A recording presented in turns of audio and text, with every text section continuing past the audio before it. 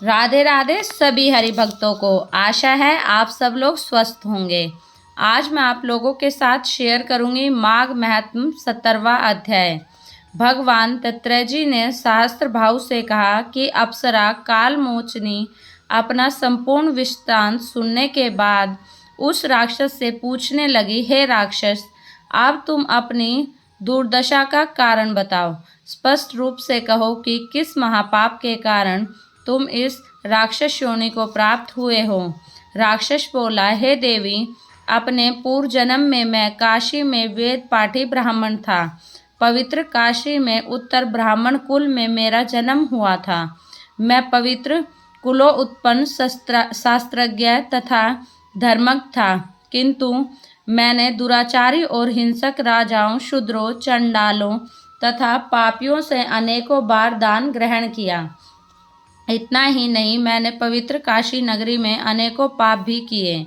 मैंने स्वयं कुपात्र से दान लिया, परंतु स्वयं कोई धर्म का कार्य नहीं किया। इसी कारण मृत्यु के पश्चात मुझे घोर नरक की प्राप्ति हुई है। मैंने पवित्र धाम काशी में पापी जीवन बिताया था, अतएव मैं अनंत काल तक नरक में यातनाएं भोगता रहा। अपने पूर्व जन्म के हाल बताते हुए राक्षस ने आगे कहा, हे देवी, नरकों के भीषण दुखों को भोगने के पश्चात 2 बार गिद्ध के रूप में, 3 बार व्याघ्र के रूप में, 2 बार सर्प के रूप में, 1 बार उल्लूक के रूप में तथा 9वीं बार शूकर योनि में भी मेरा जन्म हो चुका है। अब 10वीं बार मुझे यह राक्षस योनि प्राप्त हुई है। इस योनि में मैं सहस्त्र वर्ष का जीवन बिता चुका हूँ, परंतु मेरा उद्धार नहीं हो रहा है। मैंने अपने इस वर्तमान निवास क्षेत्र में असंख्य निर्दोष जीवों की हत्या से 3 योजन के विस्तार तक जीवनहीन कर दिया है। मैंने अनेकों निरपराध जीवों की हत्या की है, जिसके पाप से मैं घोर दुखी तथा अशांत हूँ। हे देवी, आपके दर्शन मात्र का पान कर मुझे अथाह शांति मिली है। अब आप कृपा करके मेरे कष्ट निवारण की युक्ति बतलाने की कृपा करें। राक्षस के इस प्रकार दीनतापूर्वक निवेदन करने पर परोपकारी अप्सरा कालमोचनी कुछ देर तक विचार करके बोली, हे राक्षस, मैं तुम्हारे पाप कर्मों से अवगत हूँ। तुम्हारे कष्ट निवारण की युक्ति मेरे ध्यान में आ गई है। मैं तुम्हें अपने अनगिनत माघ स्नान के फलों का कुछ अंश दान करूंगी। इससे निसंदेह तुम्हारी मुक्ति होगी। माघ स्नान के आदित्य पुण्य फल का वर्णन करना देवताओं के लिए भी पूर्ण संभव नहीं है। हे राक्षस, इस पुण्य फल का मुझे स्वयं अनुभव है, इसीलिए मैं तत्काल तुम्हें अपने माघ स्नान का फल दे रही हूँ। इसके पश्चात काचान मालिनी ने अपने वस्त्र निचोड़कर तथा हाथ में जल लेकर संकल्प कर अपने माघ मास स्नान का फल उस राक्षस को दान कर दिया। काचान मालिनी के इस दान के चमत्कारी प्रभाव से वह राक्षस तत्काल राक्षस योनि से मुक्त होकर देवताओं जैसे स्वरूप को प्राप्त हो गया।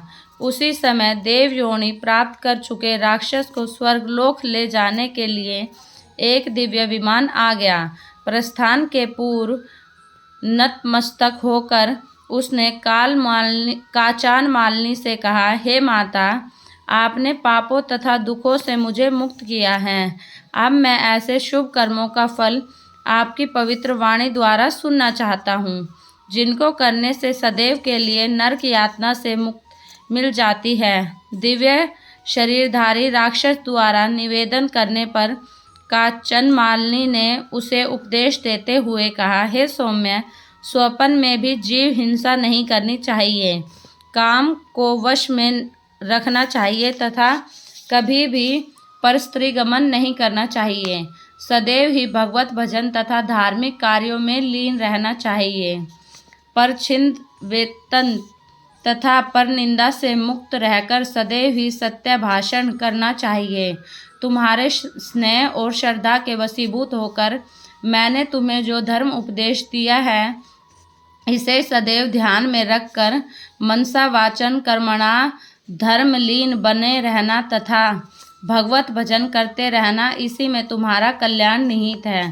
काचान मालिनी का उपदेश सुनकर यह देव का अधिकारी राक्षस बोला, हे भद्र, आपका सदैव कल्याण हो, आप सदैव सुखी तथा प्रसन्न रहो। जब तक सूर्य चंद्र स्थित है, आपका कैलाश पर्वत पर निवास करती हुई महादेवी पार्वती जी तथा शंकर जी की कृपाएं प्राप्त करती रहें। ऐसा कहकर वह देव कायाधारी राक्षस विमान पर बैठकर देवलोक को चला गया तथा अप्सराएं काचान मालिनी भी आकाश मार्ग से कैलाश पर्वत पर चली गई। हे राजन, जो भी श्रद्धालु इस अध्याय का भक्ति पूर्वक पाठ करेगा अथवा सुनेगा, वे समस्त पापों और संतापों से मुक्त होकर सद्गति को प्राप्त करेगा। उनको स्वप्न में भी कोई दुख नहीं होगा और प्रेत बाधा से मुक्त होकर जीवन भर धर्मलीन बने रहेंगे। राधे राधे। अगर आपको मेरे द्वारा सुनाया गया अध्याय पसंद आया हो, मेरी वीडियो लाइक करें, मेरे चैनल को सब्सक्राइब करें और अधिक से अधिक शेयर करें।